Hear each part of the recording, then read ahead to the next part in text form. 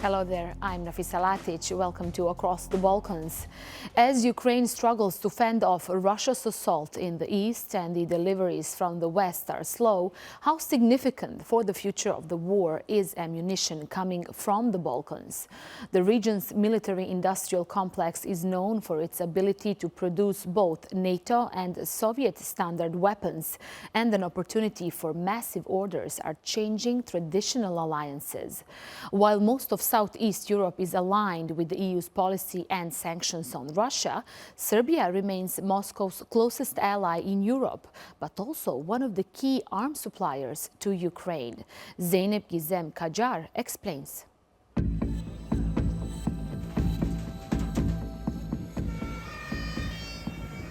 As Russia gains ground in parts of eastern Ukraine and President Volodymyr Zelensky blames his army's losses on the slow delivery of Western arms, he has turned to Balkan countries to secure more military aid. If Russia had succeeded in subjugating our country and threatening all of Eastern Europe, there's no doubt that the next region Moscow would use to destabilize Europe would be the Baltics or Balkans. And it seems like his calls have been heard. This month, 12 Southeast European states, including Greece and Turkey, signed the Dubrovnik Declaration, reaffirming support for Ukraine's independence and territorial integrity. Among them is Serbia, the longtime ally of Russia and the only Balkan country that hasn't joined Western sanctions against Moscow. Da podržavamo teritorijalni integritet Ukrajine u skladu sa poveljom Ujedinjenih nacija, što nije slučaj sa brojnim zemljama koje su ovdje bile prisutne, ali ćemo istovremeno ostati bez uvođenja sankcija Ruskoj federaciji, jer to je politika koju vodi Republika Srbija. The declaration doesn't include sanctions on Russia, but urges countries worldwide not to provide material or other support for Russia's war of aggression. And Serbian President Aleksandar Vučić said that it doesn't mention military aid for Ukraine at Serbia's request. But a recent report revealed Belgrade itself is exporting ammunition to Ukraine via third parties. The Financial Times reported $855 million worth of Serbian arms have reached Ukraine in June. The figure was confirmed by Vučić in an interview. This is part of our economic revival and important for us. Yes, we do export our ammunition. We cannot export to Ukraine or to Russia, but we have many contracts with Americans, Spaniards, Czechs, and others. What do they do with that in the end is their job. Despite Serbia's balancing role, the embattled Ukraine received support in Dubrovnik. And Zelensky continued his tour, meeting NATO Secretary General Mark Rutte and other EU leaders as well.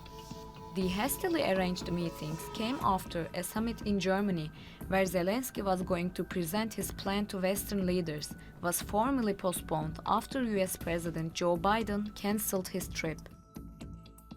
We will be spending everything we can to continue to support Ukraine. We're doing everything we can to make sure they can prevail on the battlefield, so that if and when President Zelensky decides he wants to enter into some sort of negotiated settlement, that he can do so from a position of strength. Kyiv is still awaiting word from its Western allies to be able to acquire long-range missiles to use against Russia, a decision which appears far from being reached.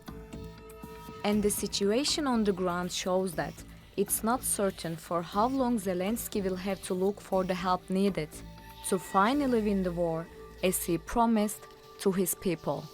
Zeynep Gizem Kajar, Across the Balkans. Joining me now from Belgrade is foreign policy analyst Boško Jakšić. Mr. Jakšić, pleasure to have you on Across the Balkans. Can Volodymyr Zelensky be satisfied with his latest visit to the region and the support that he is getting from this part of Europe? Marhaba. Yes, he absolutely can. The final declaration of the Ukraine Southeast Europe summit strongly condemned Russian illegal war of conquest and provided strong and unique support to the authorities in Kiev. Serbia refuses to join the sanctions against Putin's regime, but also agrees. And President Zelensky even received general support for his victory plan, although that plan still arouses some suspicion in the West. And what is the main goal for Zelensky in this region? Yes, we do know he wants to compete with growing Russian influence and Russia's allies here, like Serbia, one of the closest allies in Europe. But what is his main goal here? Is the weapons coming from the Balkans important for the course of this war? Well, I would say there are at least two reasons. The first concerns general European solidarity, the creation of a united front to oppose Putin's imperialism. But 6 Balkan countries want to join the EU and they cannot be out. The second reason is practical, curbing Russia's influence. Kiev has passed the Belgrade and decided to allow at least $800 million worth of Serbian ammunition to end up on the Ukrainian side of the front. And why is Russia not reacting to that?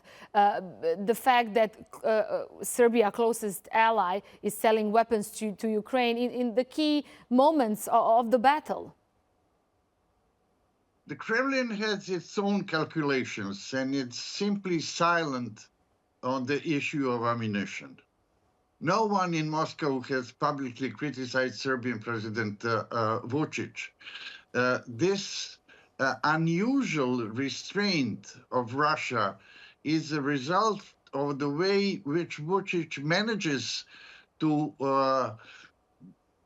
run relations with Russia, trying not to break the traditional bonds of friendship. Russia, on the other side, would rather swallow some bitter pills than to push Serbia against itself because of the ammunition. I think it's a very similar situation like with the Turkish Bayraktar drones at the beginning of the war in Ukraine. It's very interesting how the Serbian president arrives to these Ukraine-themed summits, and usually reports suggest influences what's written in the statements. What do you think is behind, let's say, this diplomatic power that he has? Well, there was a common interest of the other participants of the Dubrovnik summit to have Serbia at the table. So as chief of the Croatian diplomacy admitted, without Serbia, it won't be as strong as it is, and the united voice would be diminished.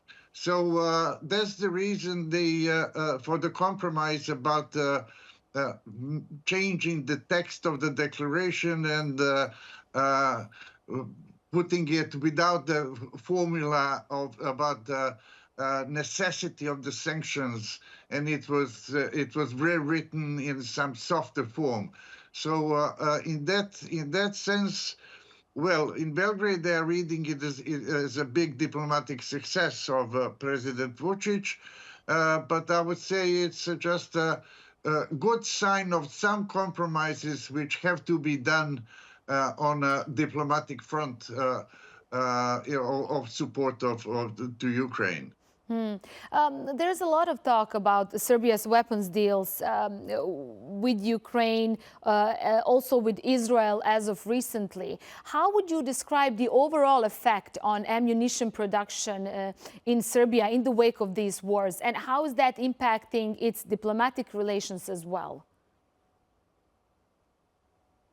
Well, we can say that yes, there is a lot of weapons, especially ammunition, coming from the Western Balkans, and especially coming from Serbia.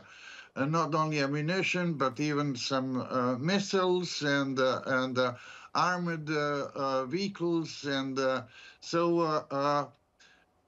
It's coming. Serbia is importing via United States much more than, for example, three Baltic countries or Spain or Croatia. But whatever the quantities are, those arms can't change the what is happening on the Ukrainian front, which is unfortunately now in a phase when the Russians are advancing, and the Russians are still controlling 18% of Ukrainian territory. So as we see, even the supplies coming from the West of very sophisticated weaponry haven't changed the course of battles in Ukraine recently, and what is coming from the Western Balkans is really minor and doesn't have a big impact. What can we expect in the next couple of months when it comes to the war in Ukraine? What kind of strategies? Well, if we start from the victory plan, which is announced, and we are still waiting for the details coming out of that Zelensky's plan, I must say I'm rather pessimistic. First, I'm not supportive of Putin's regime, but I'll try to be objective.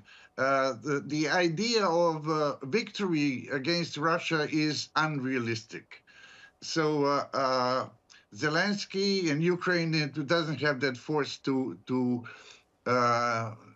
have a victory over Moscow, and there are more and more pressures still on the table for regime in Kiev to accept some kind of a peace deal, which would probably give Russians to keep some parts of the of the Ukrainian territory on the east of Ukraine.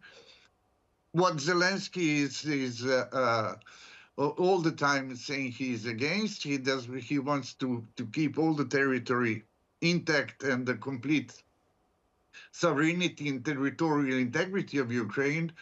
But if you count on the ratio of force, then I think that probably this will be then that the Ukraine will lose a small part of its territory, and it will be accepted. Don't forget that even the West in 2014 haven't made the big mess when the Russians took